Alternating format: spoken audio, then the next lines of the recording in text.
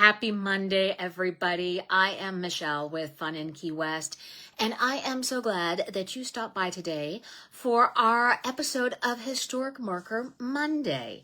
And today it's in the heart of hurricane season, and I really thought, let's go explore where legend has that as long as this place exists, no hurricane will directly hit Key West. So I've teased it a little bit, but where am I standing at? I am on Windsor Lane, specifically 1010 Windsor Lane, and this is the home to St. Mary, Star of the Sea, and it's the oldest Roman Catholic parish in South Florida. And this story has everything. Shipwreck-era keys, Spanish Jesuits, a devastating fire, a stunning rebuild, wartime nurses, a coral rock grotto that, like I said and hinted to, locals visit whenever tropics start to swirl. And so let's dive in. Long before Duval Street became known as Duval Street and what it stands for today, missionaries were already moving into Key West. In the 1720s and the 1740s, Jesuit priests, often coming through Havana, tried to plant or start a mission in Key West. It didn't stick.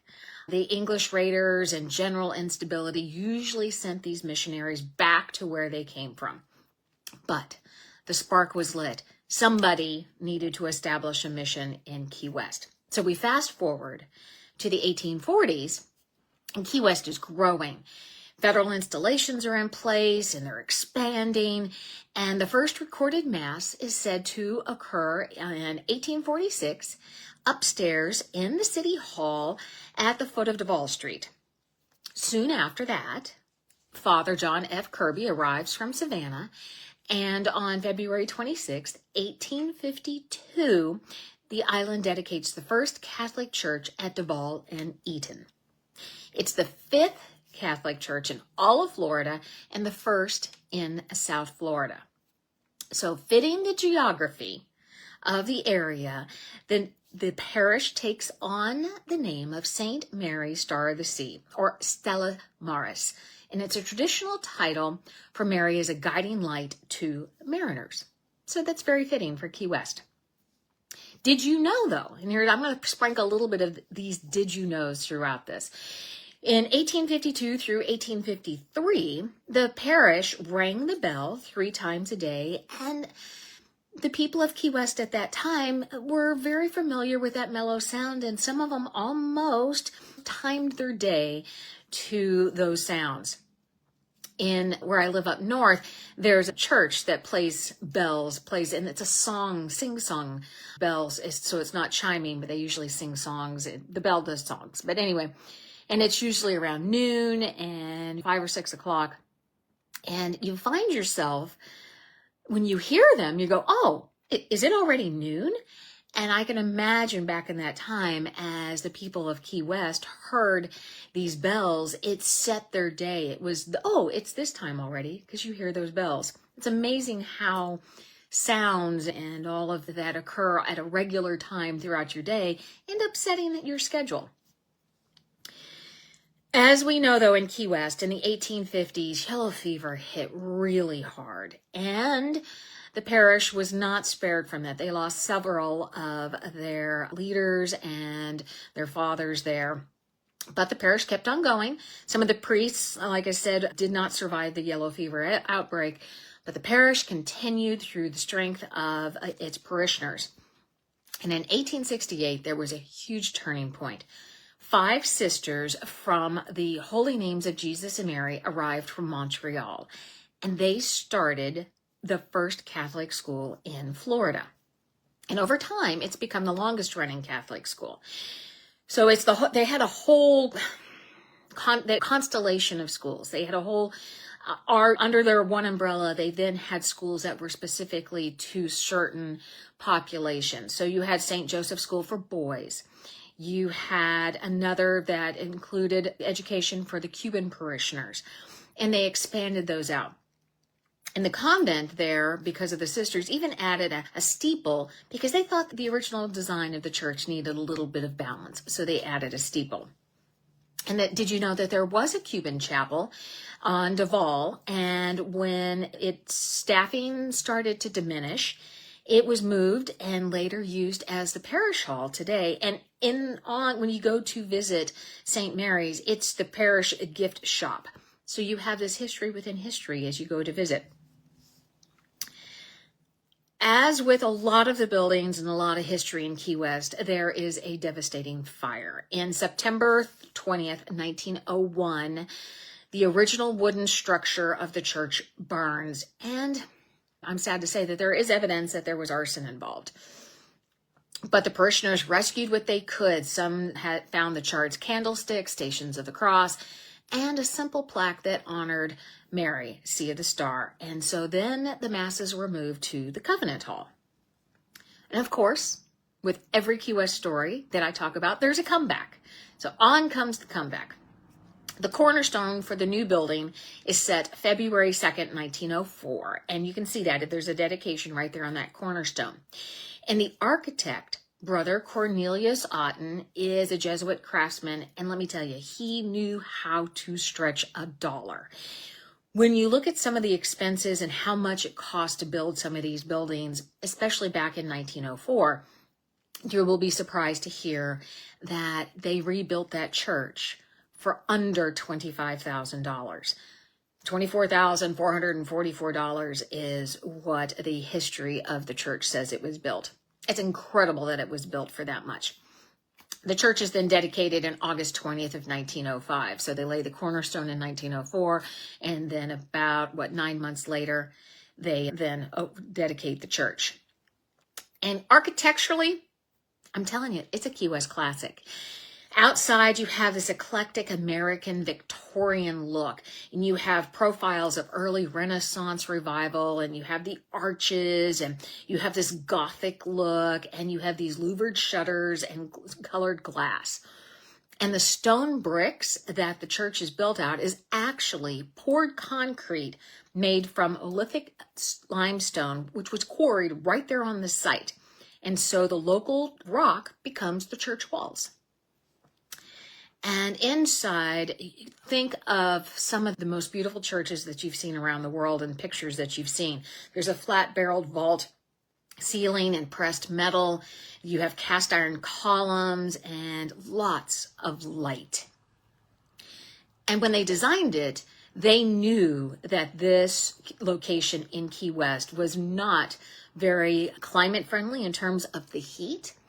And so what they did is 6 of the 9 exterior bays or the walls of the structure are paired shuttered doors with arched glass. And so instead of having windows, these are doors that then open and create real cross ventilation. Plus, capacity-wise, you'll be amazed to know that St. Mary's seats comfortably 500 people and has space for hundreds more standing. So during peak season, it actually can hold 900 people. In 1907, the parish adds the Stella Maris stained glass window, which was crafted with Franz Mayer of Munich. And it's about 12 feet by 8 inches tall and 6 feet wide. And what's beautiful about this is it glows all day in the southern light, and it becomes that visual signature of the church. And a lot of the locals started calling it the cathedral at that point. It's not the official title. You get that vibe. It just looks like it should be called the cathedral. And the front doors are also made out of Dade County pine, and you're going to see that throughout the Keys. It's virtually extinct timber now, but it's virtually termite resistant. And so these doors are now made out of Dade County pine. So if you go to the cathedral, be sure to look at all of these details. Look at those louvered walls. Look at the Dade County pine. Look at the beautiful architecture of the building. Now, as with a lot of the buildings in Key West, there's a wartime connection.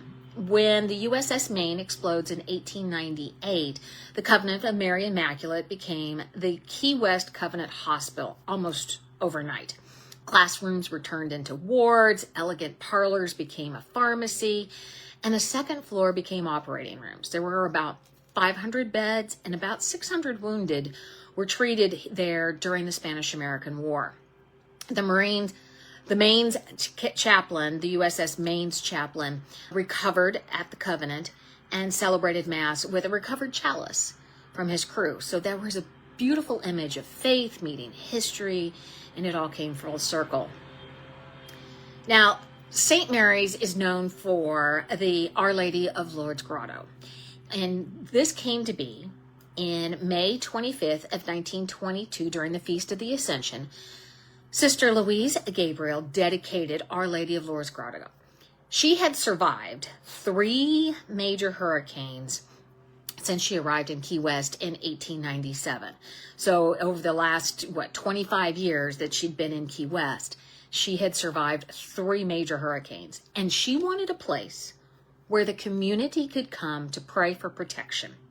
And so the grotto was built out of coral rock and that was gathered on the grounds around the island and everything. So it had this home feel. This was from the earth of Key West.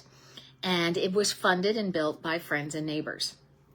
And there's a local tradition that as long as the grotto stands, Key West won't experience a full brunt of a hurricane.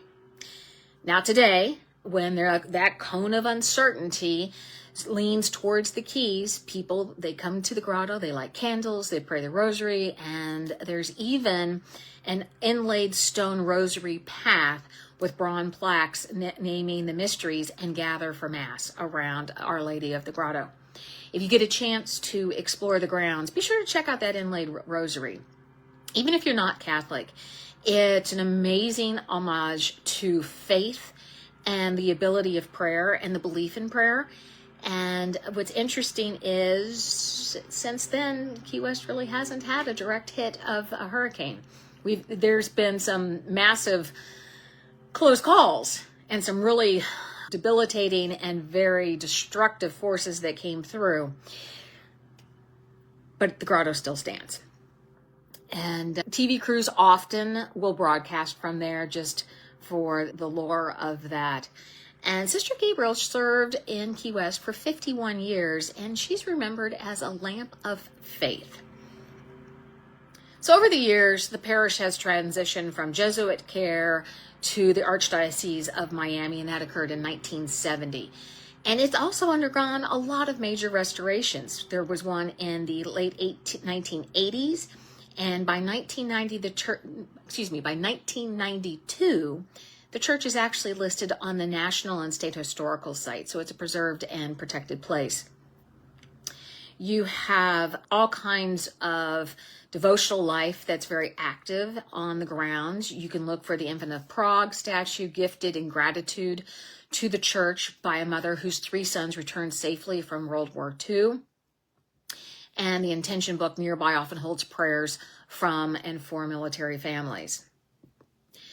As you wander the grounds, you're going to see that there is not only the church connection, but the maritime connection, the multicultural connection, and the resiliency and the deep communal effect of this building and the hope and the faith that it brought to the island. So St. Mary's Star to Sea is over on Windsor, and I hope you get a chance to check it out. If you've checked it out, let me know. Say, hey, Michelle, this is what I found fascinating. This is what I loved. Did you attend Mass? Did you check out anything did you learn something new and when you were wandering through the grounds? As always, if you're watching me live, let me know. Send me your comments. If you're listening on our podcast, thank you so much.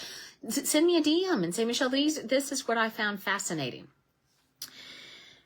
So here's what I'm going to say. It's Historic Marker Monday. Thank you for sticking with me through this one about St. Mary's Star of the Sea. I think this is a beautiful place, and it should be checked out at least once or twice whenever you're in Key West. There are a lot more of these historic markers, and you can check those out over at FunInKeyWest.com. There is a self-guided historical marker tour over there. Plus, you can sign up for our book club. Every month, we explore a book that has some sort of Key West connection. And you can also grab our happy hour list that gets you on our newsletter. Keeps you in the know of things happening in Key West and with Fun in Key West. With that, I'm going to do the thing I always say. If you like this and you found something fun and entertaining and you loved nerding out with me on Key West history, share this with a friend, like what we're doing, and tell everybody about it to come check it out. You guys have a great Monday, and we'll talk to you later.